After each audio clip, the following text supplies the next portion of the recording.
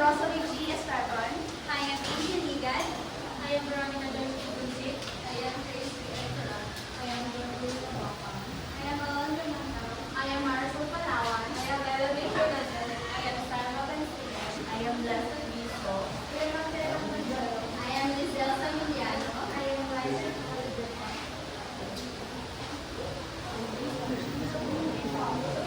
And before we proceed to our proper discussion, let us all stand for our pledge. We will like to ask by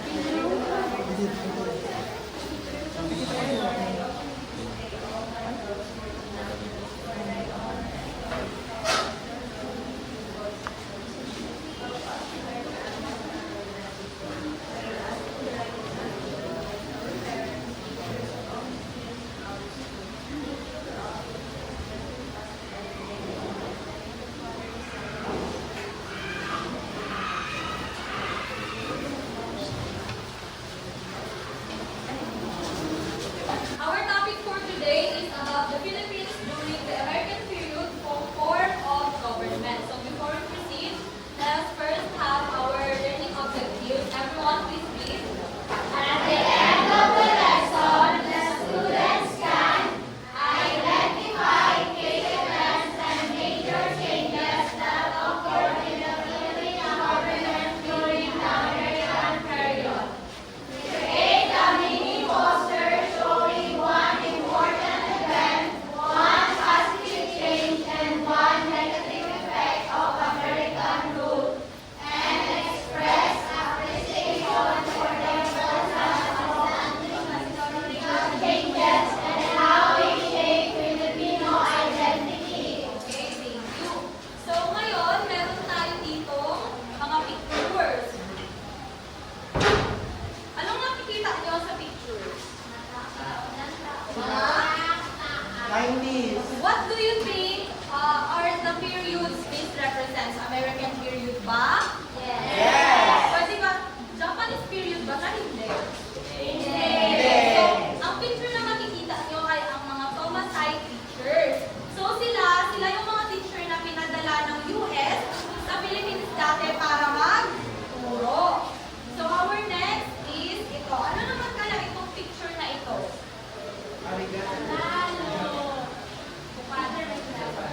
Isang Filipino and American soldier. So dati, nung nagdating ang mga American dito, sila yung isa sa, di ba mananakot natin sila ng Philippines. So dito sa picture, it shows that ang American is one of the nag-colonize ng ating bansa. So for the last picture, how about ito? Anong napapansin nyo dito?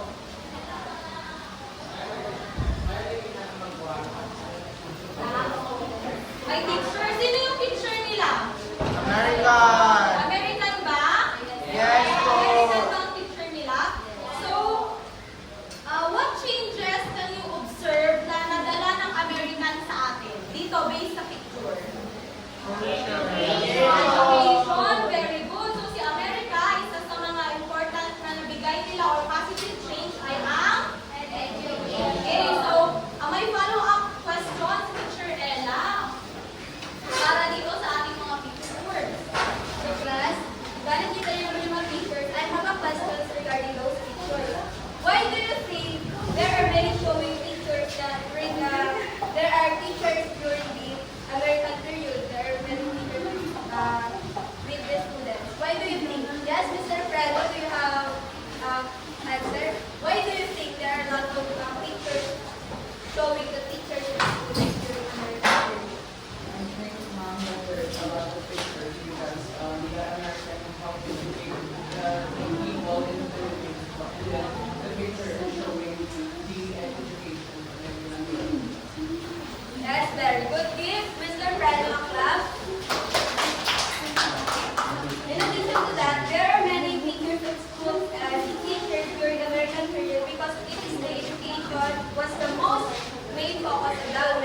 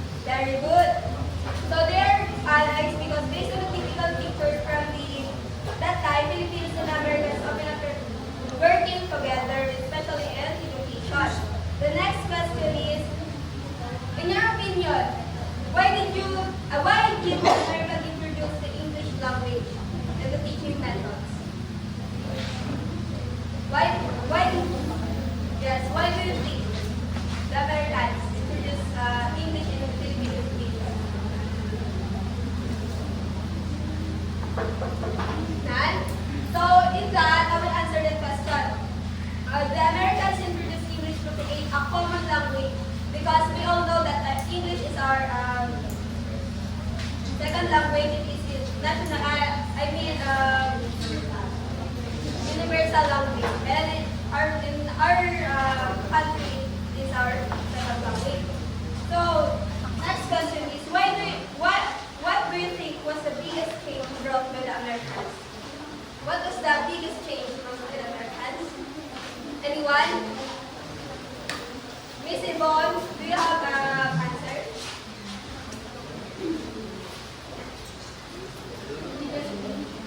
One of the biggest things that American do in our country is that it becomes more, Philippines become more literate when it comes of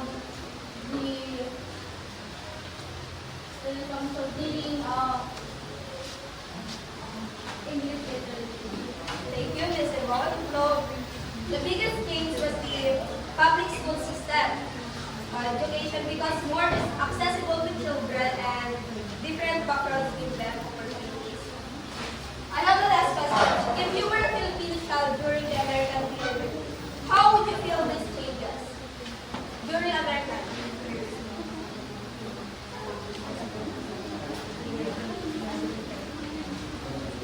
Anyone from this class? Yes, Mr. Freno. I know you have my answer. If you were a Filipino child during the American period, how do you feel those changes?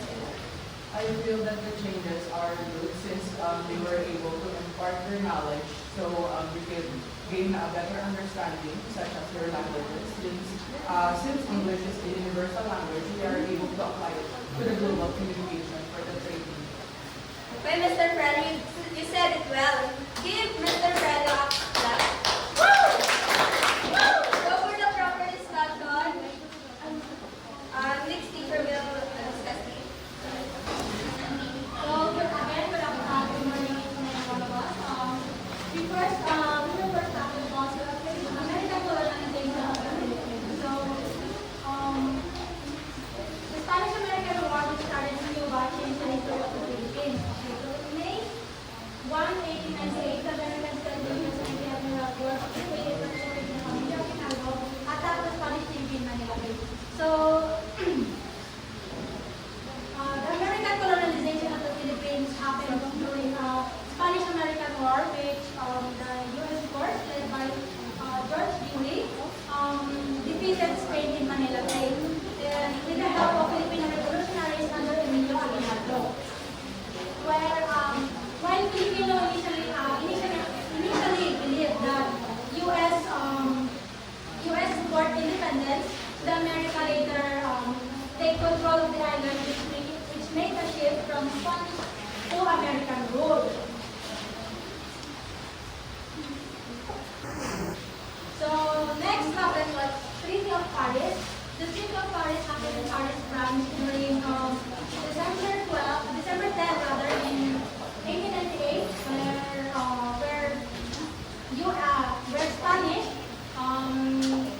gave Philippines to America for $20 million. So this treaty ignored Filipinos' aspiration for independence, which made them major cause of resistance against American rule.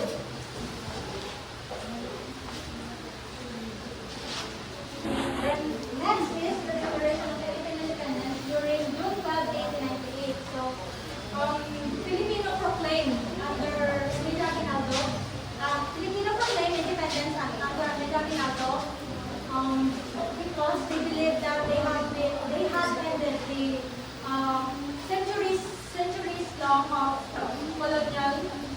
colonial rule. But the U.S. denied this proclamation, which made an conflict and a war outbreak of Philippine and American, where Filipinos fought for their freedom. And the next is the U.S. policy to be discussed by teacher in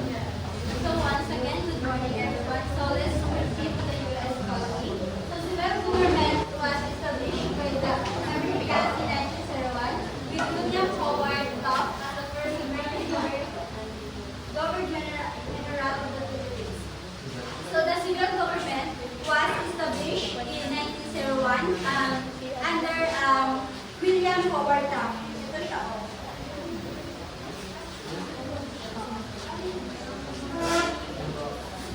Here.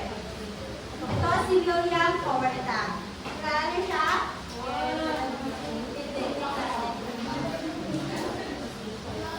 Ito si William Howard Taft. So, this, the people in the America replaced the military rule in the with the civilian government, so that Taft became the first American leader in the Philippines. So the next one is the English was declared the official language. 600 American teachers were reported aboard the USS Thomas. So English was declared the official language. So the American teachers arrived in the USS Thomas. So the US introduced English in the schools, and hundreds of teachers and hundreds of American teachers arrived in the American. So called Thomasite. So were brought to the to teach the Filipino students. So the next is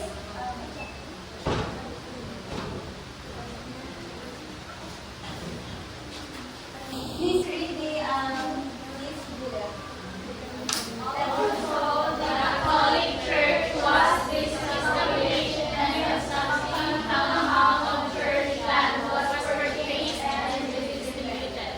Some measures of Filipino self-rule were allowed. However, an elected Filipino legislature was established in 1907. So Catholic Church was disestablished. So church lands were bought and redistributed. So the U.S. reduced the church political power and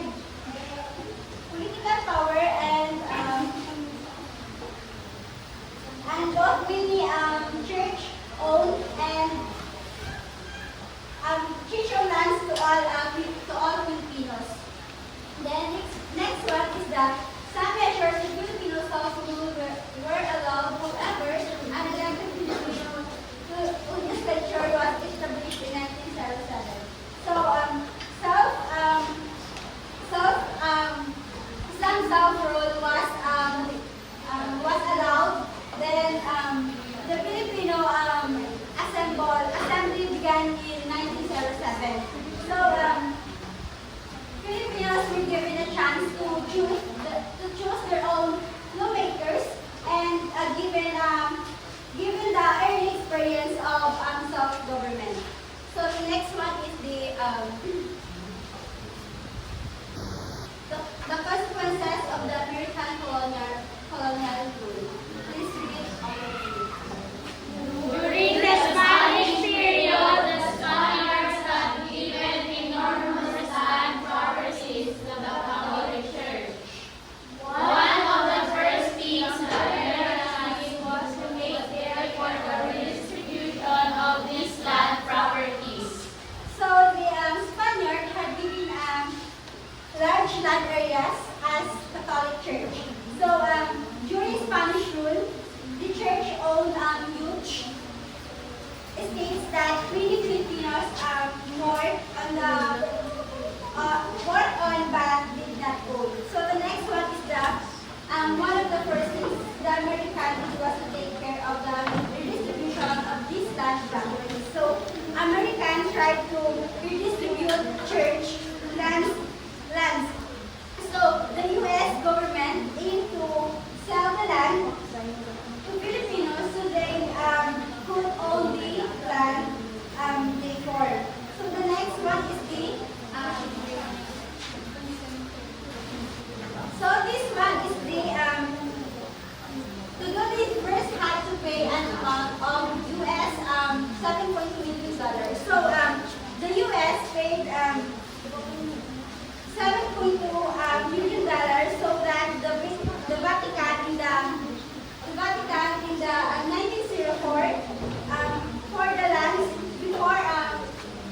Before selling the land, the U.S. had to buy it from the Catholic Church. So the small farmers,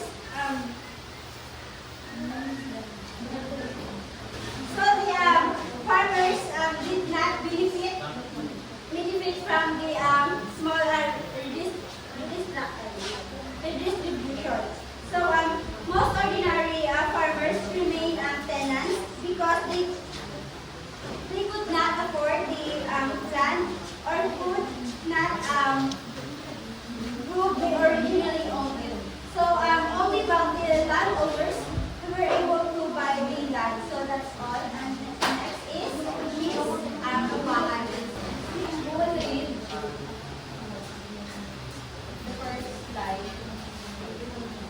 Miss Dara. On May 14, 1935, an election to fill the newly created office of the President of the Commonwealth of the Philippines was won by Manuel L. Quezon, Nationalista Party, and a Filipino government was formed on the basis of principles Americans similar to the U.S. So, thank you. So, here in the colonial government on May 14, 1935, so, si Manuel Quezon,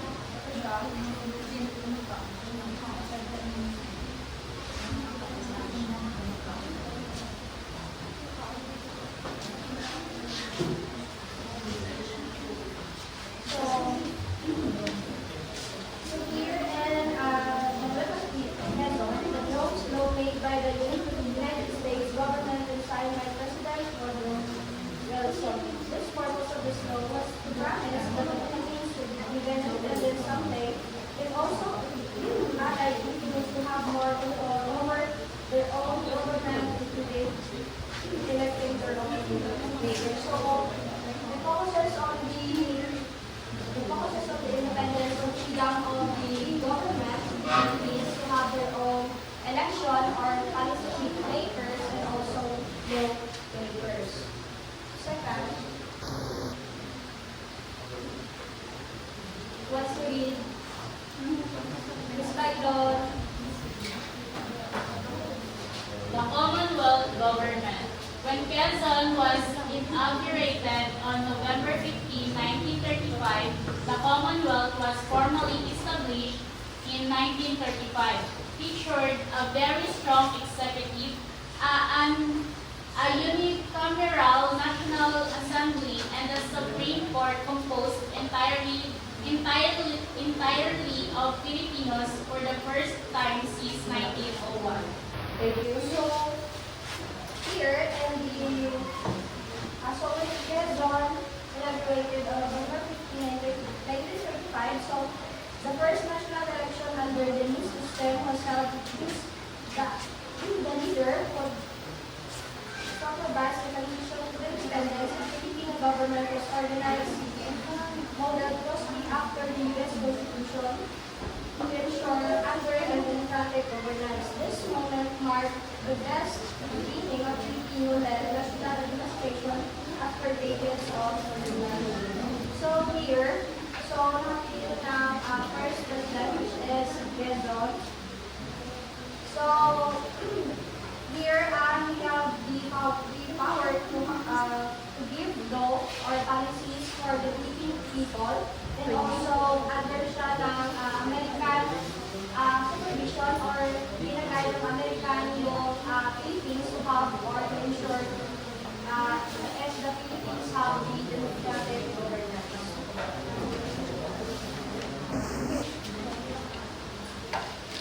So, next,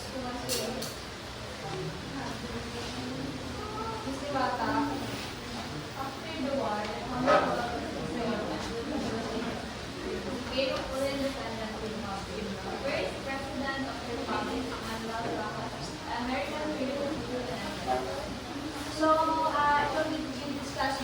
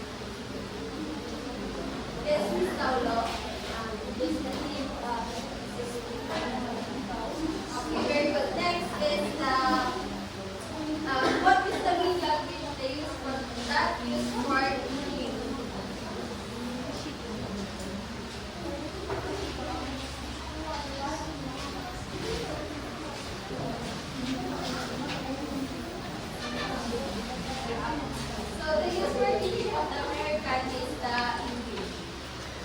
So now let's proceed to the negative impact of the American colonization. First is the representation of the Filipinos. So many Filipinos prefer the imported products over the local products. This affected the support for our Filipino trade. Next is the colonial mentality. So some Filipino felt less confident about their own culture. They thought that products from the other country was always better, and because of this thinking, the Filipino culture was also forgotten or ignored. And the last is the Filipino values. So some traditional Filipino values like pagmamano or sign respect for the elders was started to replace with the American style, which is the high bar. Now I will be the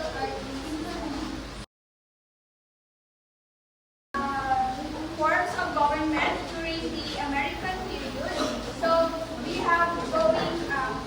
we're going to have an activity.